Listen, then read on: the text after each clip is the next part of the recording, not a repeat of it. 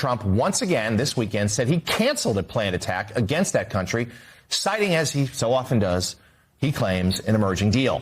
Trump posted to Truth Social late Saturday night that the potential deal would, quote, include the immediate, complete, and total opening of the Hormuz Strait and an end to Iran's nuclear threat.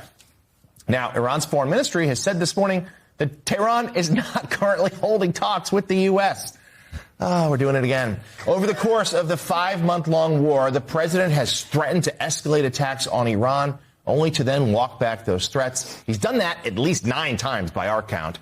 Trump's latest move to cancel strikes followed a phone call with Saudi's Crown Prince Mohammed bin Salman, MBS, who raised concerns about the U.S. potentially escalating the conflict with Tehran. That's according to the AP. Here's what President Trump told reporters last night aboard Air Force One. I was asked to by Saudi Arabia, by UAE, and by Qatar, and by Iran. We were all set to go just about at this time right now, and it would have been a massive attack. We're all set to go, but when the allies ask to call it off, you got to sort of say, well, let's see. And the reason they asked is I think there's a deal.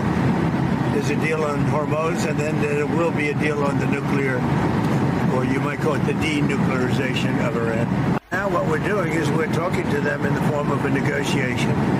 It begins tomorrow afternoon, and we'll see if it's true. I'd love to do that, save a lot of lives, save a lot of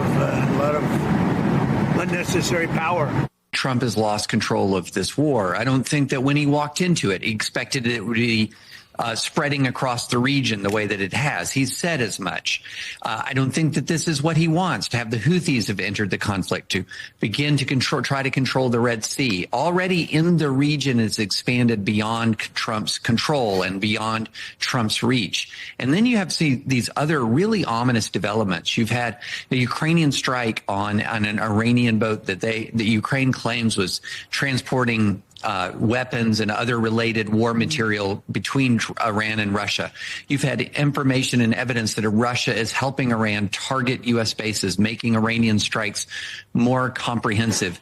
At the same time, Russia continues to be undeterred, even though it's taking massive battlefield losses. You recently had a Russian missile landing in a Polish field, which there have been drones that have crossed into Poland. First missile from Russia that we know of that's crossed into Polish airspace, impacting in Poland. And just again and again and again, you're seeing China supply missiles to Iran reportedly. This war is not in his control. And right now, every combatant in every one of the major world conflicts is escalating. And so this is a situation I wanted people to begin to try to move their eyes just from focusing in on the in and outs of each ceasefire or false ceasefire or each deal or each fake deal, and instead take a bigger, broader view. These two conflicts to some degree are merging and they're expanding. And this is extraordinarily dangerous. And which of our world leaders is serious about trying to reach a resolution? I don't see anyone quite yet. Mr. President, why is the U.S. intervening to support the Japan yen at this time, to support the Japanese currency? Because we have a good relationship with Japan. We're very strong, very, very strong financially. They have a weakening yen, and they wanted a little bit of help, and we're always there for Japan. Japan's been very good to us, with the exception, of course, of Pearl Harbor. Mr. President, what is the U.S. getting out of that arrangement? Financial benefit. Financial benefit. It's also good for the world economy. But we make, like when we did with Argentina, I got criticized, we made $25 billion on that deal. On Venezuela, we make hundreds of billions of dollars. I make good deals. Intel, I made $75 billion for the country. I didn't make for me, I made for the country. Intel, I backed Intel. It's the hottest stock right now on the New York stock, on the various stock exchanges. So we made about $75 to $80 billion. And Japan wanted to, it was really more than anything else, it was a signal of friendship. You said that the yen is weakening, and And the dollar is doing great. You said the fact is, our country is doing great. Everybody wants help from our country. Back off, because Iran has made it very clear that it is prepared to strike the energy infrastructure and other targets in Saudi Arabia, in Qatar, in countries that really don't want to see this escalation. And Iran has been broadening the front of the zone of its activities, to as far away as Egypt. There was a drone attack, an attempted drone attack on a U.S. ship in Egypt. So Iran is not backing down at all. They're quite happy with escalation because they believe that ultimately this will deter Trump from pursuing this war. They're not backing down, which makes it all the more odd that Trump thinks that these kinds of threats, that this will be the biggest bombing campaign since World War II, are going to deter Iran. It's not deterrable at this point because its reading of this war is that the higher the cost it imposes on Trump and America's allies in the Gulf and beyond the Gulf and on the world economy, the less likely this war is to be resumed in full by Trump. So this bluster is not working. But he keeps trying to throw spaghetti against the wall. One other point is that, Israel was all locked and loaded and ready to join Trump in this new attack on Iran and wasn't informed that he had decided to call it off. Yeah. All right, let's start with our roadmap this morning. It does begin with the U.S. and Japan, actually, engaging in their first joint operation to support the sagging yen for the first time since 1998. Thoughts on this intervention, because it is a major moment? Well, I do think that Japan is in trouble because of the war. Right. I mean, it's very interesting to see their LNG, 22 versus ours, $2.8. You can't have a sustainable growth in a country with energy as expensive as it is. I also obviously think that it's in our interest to have stronger yen. They own a lot of our bonds. We should point out, of course, it was a joint intervention after the currency did fall to decade lows. I think it was 4-decade lows, in fact, 40 years. Monday, 3 August in the year of our Lord 2026. Signal, not noise. We've warned for a long time that over leverage and massive deficits and having to finance these will lead to the world's largest margin call. And when that happens, everybody's going to have hell to pay. So let's talk about the signal today with this intervention into Japan. Yes. Did the president say everybody's looking for our help? Yes, yes, Mr. President. They are looking for our help. Maybe the focus should be on the mass deportations to get these illegal alien invaders out of our country, that America and American citizens need help, but I'll get to that in a moment. I've got Bolling and Rickards. Jim, let me start with you. This is a major moment. We're not doing this because Japan's friendly. Part of it's an ally, part of it's the military alliance we have to make sure the Chinese Communist Party doesn't take over East Asia. But this bailout today, thank God you've got Scott Bessent, a trader who over his career made a small fortune in trading around the Japanese yen. You've got him, then Howard Lutnick as Secretary of Treasury, because you need a steady hand right now on global capital markets. But this is as serious as it gets. And my theory of the case, we're in Japan for one reason. We're in Japan to save the U.S. Treasury market and also these potential investments, the $1 trillion that Japanese companies are supposedly going to invest, or some of them already started, like Toyota, et cetera, in the United States. But principally, we're there to save the global capital markets, particularly when we're so highly leveraged and we have to refinance. I think Scott's got to refinance $8 or $9 trillion this year. In fact, Bloomberg's had a great story up that we'll push out too. As War Room has warned, you can't run $2 trillion deficits in perpetuity. You just cannot. And the people who think that we can, I think, are going to get us into deeper and deeper trouble. Wall Street's actually pushing back on Scott with, hey, what is going on here? Are we looking at $2 trillion deficits that we're going to have to add on top of the debt you've got right now to refinance? Jim Rickards, we got you and Eric Bolling to kick things off. Tell us what you think. Yeah, that's a good summary, Steve. It was interesting that in the clip you played before this, somebody said this is the first major government intervention in the yen market since 1998. What happened in 1998? Well, that was the Russia long-term capital management crisis, September 1998. And I think, audience knows I negotiated that bailout, so I have a little experience in this arena. Let me. It was good. You gave a good summary. Let me get right to the heart of it. The particular issue that's at stake, and this affects the global financial system. It's something called the yen carry trade. Now, what is the yen carry trade? Well, it works like this. Let's say I'm a U.S. investor. By the way, it could be anywhere in the world, euros, U.S. dollars, but I'll use U.S. as an example. I'm a U.S. investor. I'm either a hedge fund guy or I'm a banker. I want to do an acquisition or whatever. U.S. interest rates are around 5%, a little higher for private borrowers, but let's just say 5%. Japanese interest rates for 30 years have been close to zero, even negative at times, but close to zero. A little higher right now. That's the problem, but I'll come back to that. So U.S. rates are 5% or higher. Japanese rates are around zero. So as a borrower, you'd rather borrow at zero than 5%. So how do you do that? Well, first of all, you go to Japanese banks and you take out a yen loan at 0%. And then you take the yen and swap them into U.S. dollars in the foreign exchange market. That's a separate transaction. Then you take your U.S. dollars and go ahead and invest in whatever you want for hedge fund, but you're using leverage. So for hedge fund, probably 2 or 3 to 1 leverage. For private equity investor, it could be 5 or 10 to 1. But it's a highly leveraged bet in U.S. dollars, but you're paying 0% for the borrowing because you're borrowing in yen.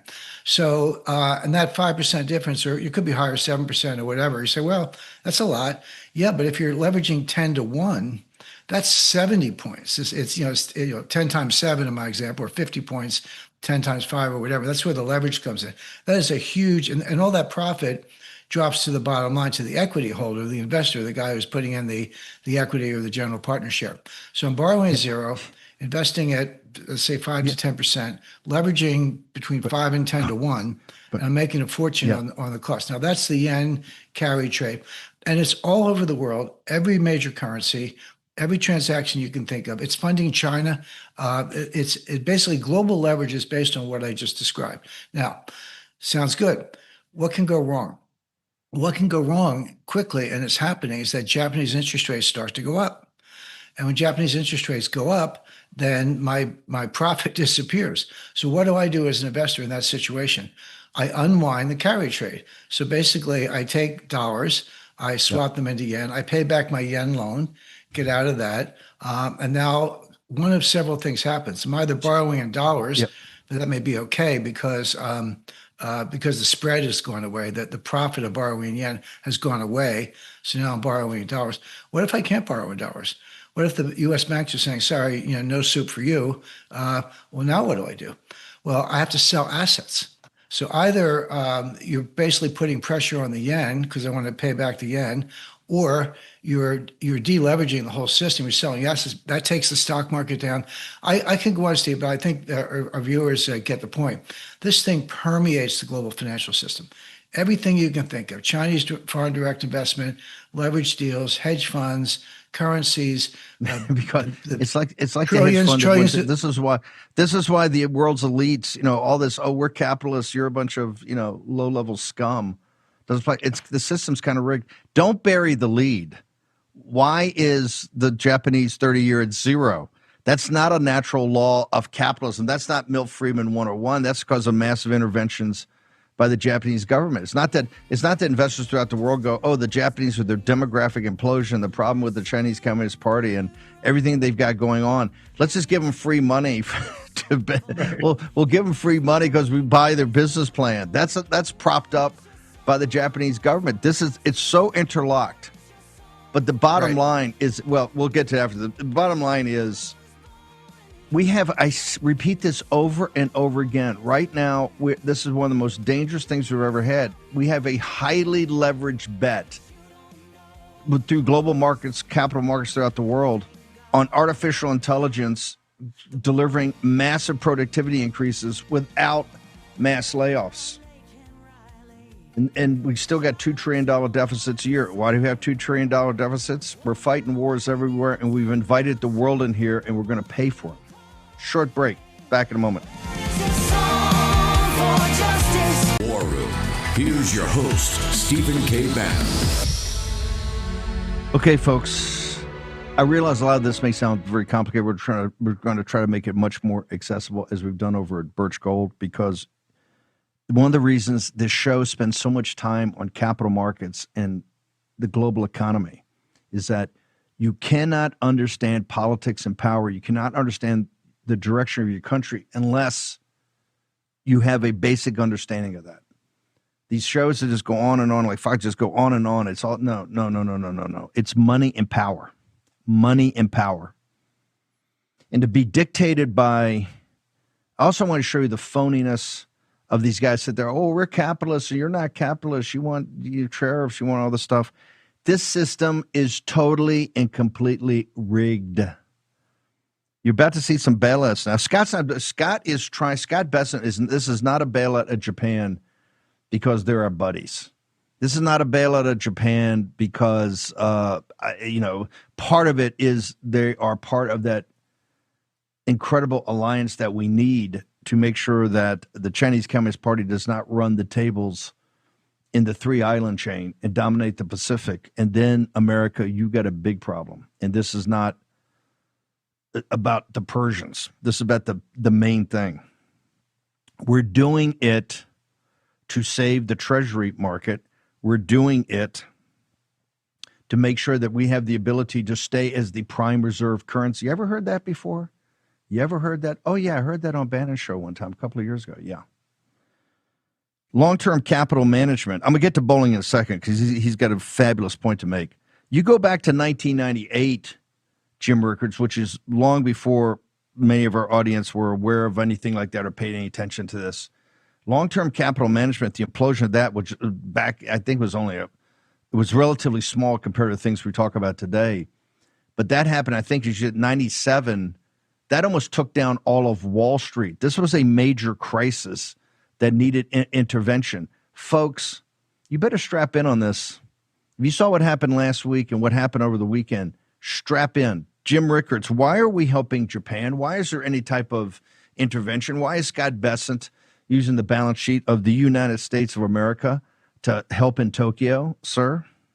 The reason, Steve, is that these crises, they use the word contagion, they spread.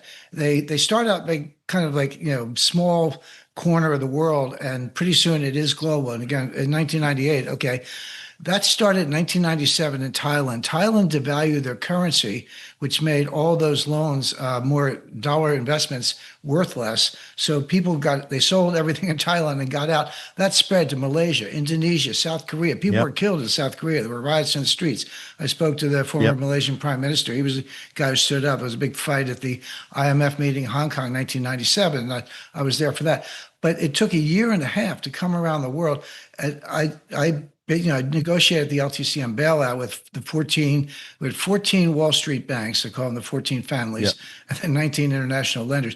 Steve, no exaggeration. Their books that we were hours away from shutting every market in the world.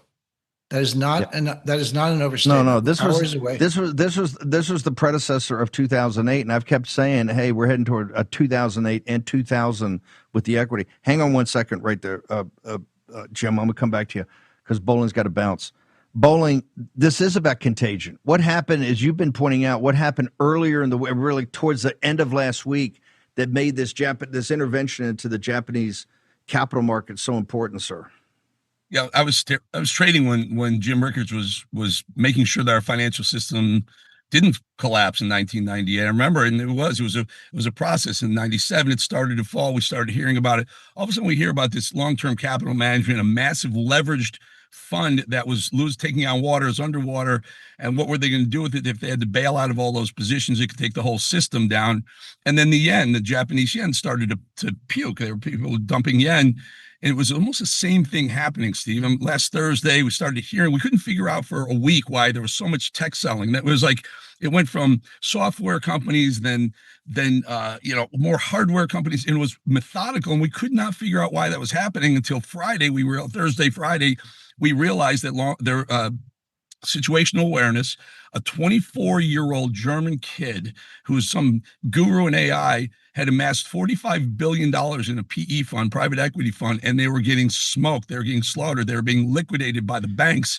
But hang on. Whoa. Please don't bury the lead. The kid got $45 billion and leveraged it up, unbeknownst to anybody. He had 400% leverage on these trades. It was the leverage. It's not just the simple bad bets. He didn't know what he was doing. He started much lower, and he leveraged his ass off. He had 400% leverage, totally unregulated. Nobody looking at it. Nobody understood what was going on. And then these trades start hitting him. He has what the world's going to go through: a margin call. Right? You got to put up more assets to back these dumb trades. Continue on, sir. He can't meet his margin calls. They start liquidating assets. He starts selling things he doesn't like best. He holds on to the things he likes the best, and they're working with him. And at some point, they realized they're not going to be able. If it kept going, they weren't going to be able to prop this thing up. They weren't going to be able to get enough of this stuff off the books.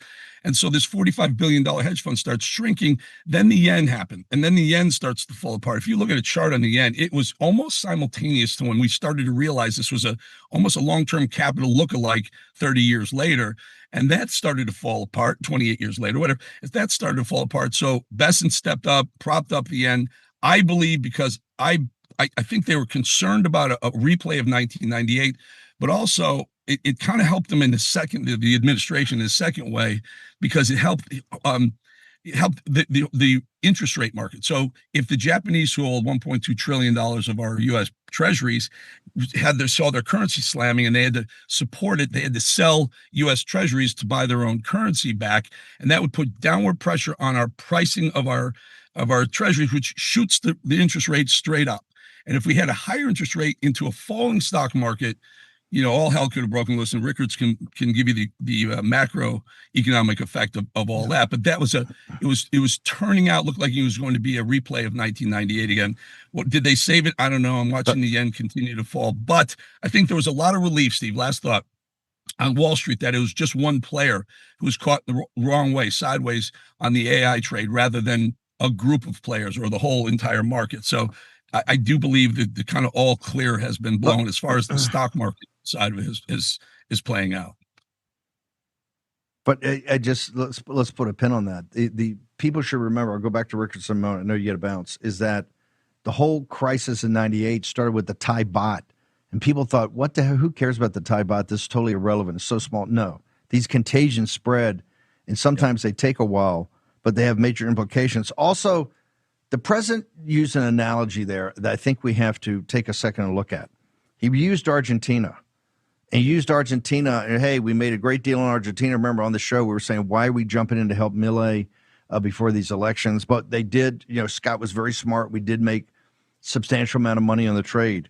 But I would argue, Bolling, that Argentina is to Japan as Venezuela is to Iran. You're taking one very small, isolated, tiny problem and thinking that the same construct can work on a massive problem. Your thoughts? You're not going to like this. Maybe Rickards won't like this either, and probably most of the war room audience won't like it. I don't like any of them, Steve. I don't like bailing any country out. Listen, I know markets can be violent. They can be deadly at some time, but I believe in free markets. I honestly believe in the free market. And that includes not having governments intervene in other governments' currency. And that, for me, it's a very, very big problem. It doesn't allow markets to clear. Steve, it's the old adage: give a man a fish, he eats for a day. Teach him how to fish, he'll eat for life. We're bailing these hedge funds and PE funds out. We're even bailing countries out. They're going to continue to lever themselves up to get the big bucks until they can't. If your option, there's no one left to buy, and then the bottom falls out all the time. And they come to us for help. Eric, I hate bailouts too, but let me just be practical about this. If you're seeing, and we're going back to the financial crisis of 2008, the internet crisis of 2000, the financial long-term capital management of 98, the Thai baht right before that. If you didn't intervene in Japan, isn't it the possibility they have to puke up all those treasuries? Where would we be right now? With, and by the way, that's what I'm saying. We have $8 trillion a year we have to refinance. A huge buyer of those securities are the Japanese government, is it not, sir? The largest, yes. So how are you going to, this is my point. We have $2 trillion. And why we have $2 trillion? Because we're fighting everywhere. We got a massive military budget, but the social programs are out of control for the illegal alien invasion that we're still paying for. Congress has not had the stones to do it. How do you, if you're number one buyer of securities, and kind of since the Chinese aren't around anymore because we're kind of at war with them, and the continual buyer is going to have to blow out all their treasuries to save themselves, what do you do then? When you're sitting in the Situation Room, what do you do? Mr. Milton Friedman. Mr. Milton Friedman. You want to know what you do? You're thinking in the next 2 years. I'm thinking the health of the U.S. economy for the next 250 years. What you do is you stop bailing countries out. You stop supporting currencies that aren't ours, certainly. Good. And you stop directing rates and prices. I mean, the government should never. Trump talked about owning Intel. When in the world do we think? I certainly think this is a bad idea. I don't care how much money you make on Intel, if he did or didn't. Government propping up individual companies is worse than propping up countries. You're picking winners and losers. I just like the free market, Steve. It's gotten us 250 years, the most prosperous, powerful country on the planet. I think the only way to get the next 250 the same way, get the hell. I think 2008 bailouts. The audience would say it ain't a free market because we socialized the risk. We bailed out the wealthy and had the middle class and working class pay for it.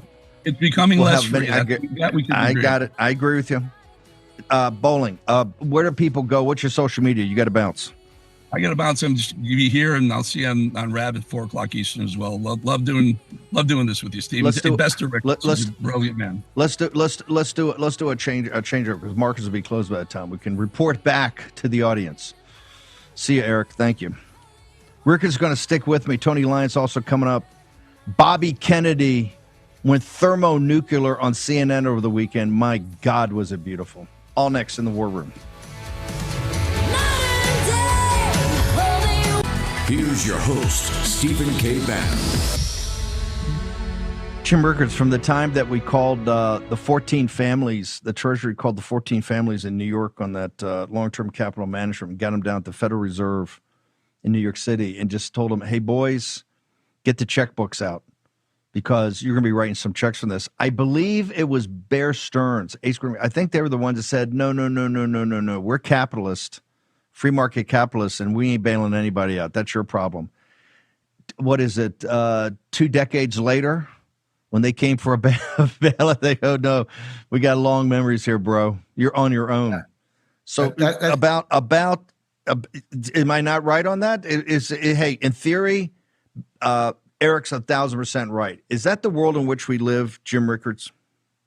It's not. I'll give you an example. By the way, in 1998, when they went alphabetically to get the commitments, and Bear Stearns was like first or second alphabetically. They said, we're not in. So the chairman of Merrill Lynch, this big guy, put his arm around, went out in the hall with Jimmy Cain, who was the chairman of Bear Stearns, and said, Jimmy, we got to do this for Wall Street. We're all in this together. And Cain said, when the F did we become partners? And that was never forgotten. 10 years later, Bear Stearns was done. So Wall Street has a long memory. But to your point, Steve, the 2008 financial crisis, you mentioned that's another one. It started in August 2007. It took 13 months to get to Lehman Brothers. It started with the French money market fund in August of 2007. So I went down to Washington. I met with the Assistant Secretary of the Treasury. This is the Bush administration. And I'd seen this movie before. I knew how it was going to end. So I laid it all out for him. I said, you need to get this information so that when it happens, you'll be prepared. Nice guy. You know what he said? He said, we don't do that. We're a free market. We don't intervene. We don't get involved. I said, no, you're not intervening. You're just getting information so you can do a better job. That was the end of it. So I just sat back and said, okay, they're on their own because I tried. And then it all came back. So now the answer is, pardon me, and Eric Bolling made this point. The acute stage is preceded by warnings. We're getting the warnings right now. Excuse me. Situational awareness, the yen carry trade, and other events. We're getting the warnings. What are we going to do? Sit back and let this blow up? So I think Besson's on the right track. But basically, he's trying to bail out the U.S. Treasury market, because if Japan's selling treasuries to get dollars to prop up the yen, that's going to raise U.S. interest rates, and we know what happens then. Yep. Okay, where do people go right now to get strategic intelligence? I want to make sure they get an opportunity to get access to your thinking every day. And by the way, we got Rickards is nice enough, Jim's nice enough to come on back tomorrow morning. We're going to give an update on where we are, because folks, this is big league. This is adults only. This could turn into something quite awful. And the reason is we're too highly leveraged. We're too much debt, and you can't have $2 trillion deficits. You can't do guns and butter. And right now we got a whole lot of butter and a whole lot of guns. And, the world, at the end of the day, with all these interventions, the world is kind of an efficient market that we can't continue to pay for this. We have to borrow this money, and we have to borrow this money from people that are not in that great shape when you really look at it. Rickards, where do they go for strategic intelligence? Thanks, Steve. We have a landing page. It's rickardsintel.com. That's rickardsintel.com for strategic intelligence. It's our flagship newsletter. We don't tell you what happened. We tell you what's going to happen. And we have a very good track record in predictive analytics. I'm glad to say my publisher has agreed to extend our patriotic offer, $17.76. $17.76 for a 3-month subscription. Most readers love it. If you don't like it, it's okay. You get all your money back. Just call us and we'll give you a refund. But almost all of our readers stay with us. And we put a lot into it. Sure, and it's where you can find out what's going to happen next.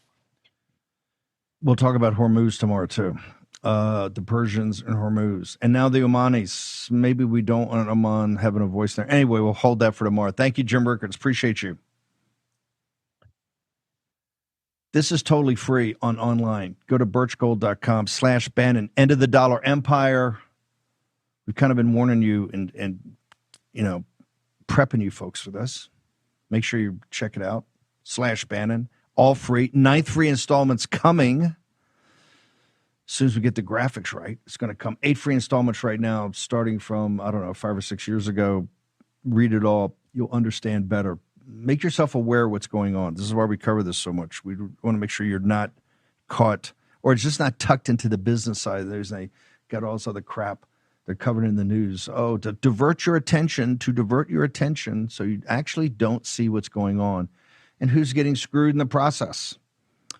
I got the great Tony Lyons. Tony, thank you first for coming on and doing this. Yesterday, I couldn't have been prouder of Bobby Kennedy. It was just unbelievable. And, of course, CNN melted down, but then this morning, our favorite Morning Joe really melted down on Bobby Kennedy. I got cold opens on this all over. Let's start with one. I'm going to have you come in and comment, okay? This is from yesterday, the great Dana Bash, Bobby Kennedy throwdown. Let's hear it. Just quoting the Wall Street Journal, that the president wants you to go further to probe the link between autism and vaccines. He certainly does. Okay. Now, have you talked to him about medical research that have studied this for 25 years and found no link between autism and vaccines? And just this is my question here, because I don't want to litigate that. My question is, why not, because you are HHS secretary now, why not study what could cause autism, which scientists do believe starts with fetal brain development? Why not do some studies on that, whether you're an environmental lawyer, whether there are environmental factors that go into contributing to a predisposed genetic situation? Well, let me say this first. We're doing all those things, and that's one of the ways that we found Tylenol. There's 73 studies out there and linked Tylenol exposure during later pregnancy and during the perinatal period to autism onset. But you are wrong when you say that this issue has been studied.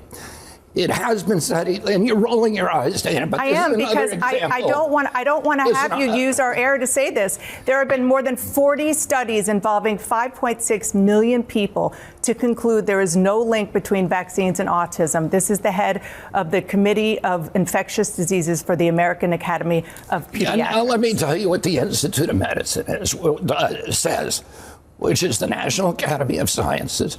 which is the ultimate arbiter on vaccine safety, and which it does not have an interest in this debate, it says that none of the 8 vaccines that are administered during the first 6 months of life have ever been studied for a relationship to autism. It found 2 studies, one on the DTP vaccine that showed that it does cause autism, and one on the hepatitis B vaccine that again suggests that it does cause autism. The Institute of Medicine dismissed those 2 studies because they were based on CDC's database. The studies that you're referring to are all for one vaccine, the MMR vaccine, or one ingredient, thimerosal. So you are actually looking at, you're starting new studies to try to link autism, but you're also telling me— I'm not trying to link autism to anything. I'm trying to find out, why has autism gone Are you from also less trying? than Are you also trying to find out how it interacts with people's DNA? What's predisposed to have an autistic child? Are you doing both? Yeah, but Dana, you probably don't understand this because you're not a scientist. But genes well, you're not either. Genes don't cause epidemics. I understand genes. They can provide a vulnerability. A gene provides environmental. That's what I'm asking. Are you studying the environmental We're looking exposure? at all the different environmental exposures, but your statement, you have been fooled. Your statement that this has been studied is not true. It's categorically not true. Not for any of the studies. It is considered. Considered by who? By every scientist who has studied this. That is not true. I can give you hundreds of scientists who have looked at this. So on the one hand, do you understand why people aren't getting— National Academy of Sciences. What greater authority do you understand why people are not getting measles vaccines? Because they're hearing you say that it could cause autism. You're trying to change the subject. I'm not. It's very much related. Show me one of the studies that's been done on the first 8 the vaccines during the first 6 months of life. You will not find them. The National Academy of Sciences. So if that's the case, then why are you telling people to get the measles vaccine? Because that is one of the vaccines that has been studied. Okay. It's the only one that has been studied. Do you want people to get the MMR vaccine? Yeah, I said that already. Okay, so I know you're flustered now, and it is. I'm not flustered at all. Because I am frustrated. Have not been honest. The reason I'm frustrated is because you are the HHS. You are the HHS secretary, and you are talking about things that lead to vaccine hesitancy in this country, and it is something that causes problems for people when there is not anything. Let me ask you something. Do you see your job as ending vaccine hesitancy, or do you see your job as telling the truth to the American people? I see my job as telling the truth, and the truth is that there is study after study after study. It's one of the most studied things out there in science. You're repeating and it like a parrot. You're repeating it like a parrot. I've actually read the science. Let's you and I come back here and debate the science. I'm not debating this with you. Of course you won't. No, because I'm not debating. All you know how to do is repeat things that people told you and say, trust the experts. That's what you did during COVID. Now we know that Anthony Fauci, who was the expert, was lying about everything, about masks, about social distancing, about natural immunity, about the transmission from the vaccine, about the source of COVID. He was lying, and you were punishing people for not trusting the experts. And now you're rolling out the experts again to talk about something that you have no personal knowledge of. Okay, well, guess what? That is my job, to talk to people. Your job is to tell the truth to the American public. Yes, and my job is to get as much information as I can. And to maintain what we were doing, a posture of fear, skepticism what we were doing authority. In COVID and still, with regard to these vaccines, is getting the best information, the best science that we can, and putting it out there. And, sir, what you are doing is causing information to be out there that is not accurate. Who was lying to you? The National Academy of Sciences, which you just cited in November, said we support the statement that vaccines do not cause autism. This is the National Academy of Sciences that you just talked about. Look at the National Academy of Science most recent report. Okay. And you'll see. Boy, could Bobby Kennedy give Mark Wayne Mullins some media training? Oh, that's right. Bobby Kennedy actually believes this. Mark Wayne Mullins is an open borders amnesty guy. Tony Lyons, we got about 90 seconds. Just give me a summary. It was so beautiful to watch. Walk me through it. Yeah, so what we've got is that for a generation now, we've had every network, every TV show, every newspaper, every website be totally corrupt, reading pharma talking points to millions of Americans.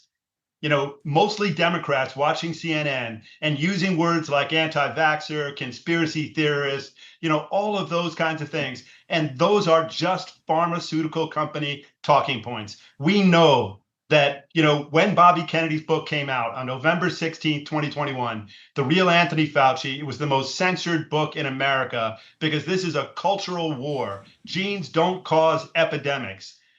Vaccines are connected to autism. Vaccines do cause autism. That is a fact. 50% of the parents of autistic kids say it happened right after their kids were vaccinated. This is an important subject that needs to be researched and researched and researched. And what's happening is that these people, like Dana Bash, continue to lie to the American public, and they take somebody like Dr. Fauci and they still hold him up on a pedestal, even though he spent 50 years making the health of the American public worse and working for big pharma and big food criminal organizations.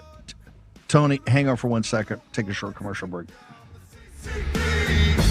Here's your host, Stephen K. Bannon. Okay, let me keep this simple. We had a $40 billion hedge fund evaporated on Thursday because of one of the reasons it had 400% leverage. We are now intervening in a joint effort with the Japanese to save them from massively selling U.S. treasuries to fund their problems with their own currency and their economy. Part of that driven by increased oil prices. We now know Wall Street, everybody's warning that they finally woken up to the fact that the $2 trillion, particularly we have a CR. See, it's all inextricably linked. This is what we do here in the War Room, show you the pieces and how they fit together.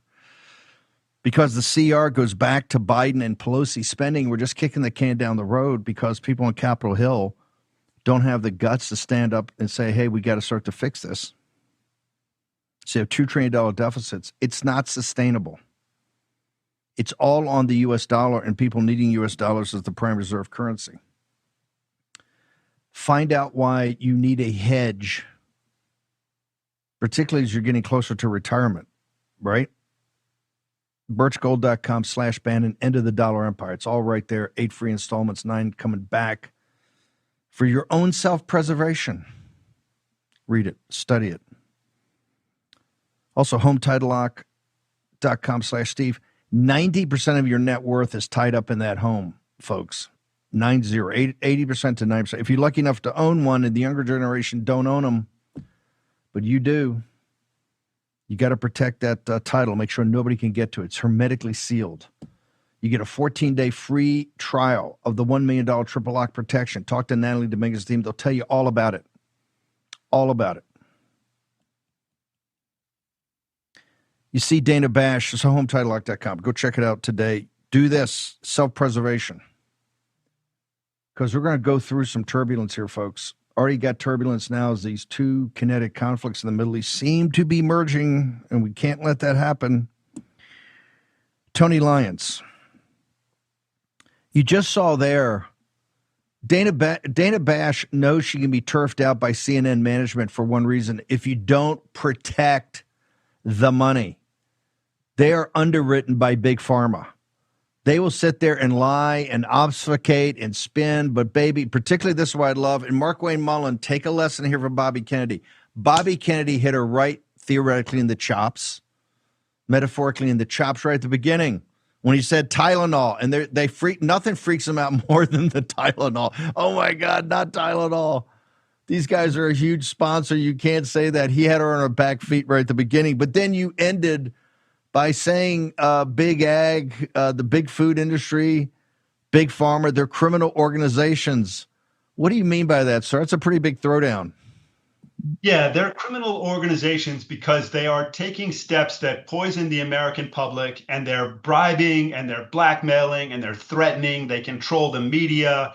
They lie, they censor, they deplatform, they brainwash people. So we've got somebody like Bobby Kennedy, who was a folk hero for 19 years, being vilified by all of these organizations that are paid for by Big Pharma. So he then writes the real Anthony Fauci, works 16 hours a day, 7 days a week, and this is a book that has 2,194 citations and a blurb by a Nobel Prize winning scientist. So this is the real thing. And Big Pharma just goes after him, and they unleash the media on him, and they unleash their lapdog, Anthony Fauci, on him. And he says, and he tells the American public, Bobby Kennedy's dangerous. So here you have somebody who's doing everything wrong, making every wrong decision, harming children by the millions. And then Dana Bash gets on and says that Bobby Kennedy's comments, Bobby Kennedy's views caused 200,000 deaths. And we know that that isn't true. We're 4% of the world's population, and we had 16% of the deaths. We could not have done worse. And we did worse because our goal wasn't to protect American children and American families and the American people. Our goal was to maximize profits for these companies. And that's why we had to, censor Bobby Kennedy, deplatform Bobby Kennedy, deplatform his book, keep it out of stores, libraries, keep it off bestseller lists. I mean, Dr. Fauci's book, On Call, A Doctor's Journey in Public Service, it was a #1 New York Times bestseller. It sold something like 1/10 what Bobby Kennedy's book sold, and it was a #7 New York Times bestseller. So in every single way, they keep the truth from the American public, and they try to control what we do, what we think, what we put into our bodies, and what we read. And this kind of blind faith, this is fascism. This is the ultimate fascism. And what Bobby Kennedy's doing now in Washington is an absolute revolution in healthcare. He's encouraging dissent. He's changing what millions of Americans eat every day by telling them the truth about meat, about eggs, about whole milk, about the food pyramid, about ultra-processed food. So Dr. Fauci presided over healthcare, where we got to a point where 70% of our food is ultra-processed food. So think about that for a second. We are eating the least healthy food of any of the 30 industrialized countries, and then we wonder why we're sick. And it's because these criminal organizations have taken over the country. And President Trump brought in Bobby Kennedy to end that. Real quickly, I'm going to hold you through the break. I got some more clips to go through. The audience is going to want to see, and also your interpretation of them. The pollsters and the political class around President Trump try to put the brakes on after the great Roosevelt room, where President Trump is taking the lead from Bobby Kennedy. He's not providing air cover. He's like taking the lead. They said, you can't do this. You can't do this. You can't, don't speak about any of this. You can't talk about vaccines. Maha's not that important. They're going to turn out anyway, which is wrong. Bobby Kennedy, now the president's sitting there going, Bobby, where's the autism report? Where's the vaccine? Let's get on top of this, right? We're going to do it. Do you see a sea change with President Trump now backing Bobby Kennedy's play on this? Yeah, I mean, people are starting to recognize, people who have a lot of power are starting to recognize that half of the country is on board. They're tired of being lied to. They're tired of being poisoned, and they want a government that's going to protect their children. Amen. Tony, stick around. Well, you just hang on. We got some more clips to play from Morning Joe and from the Dana Bash.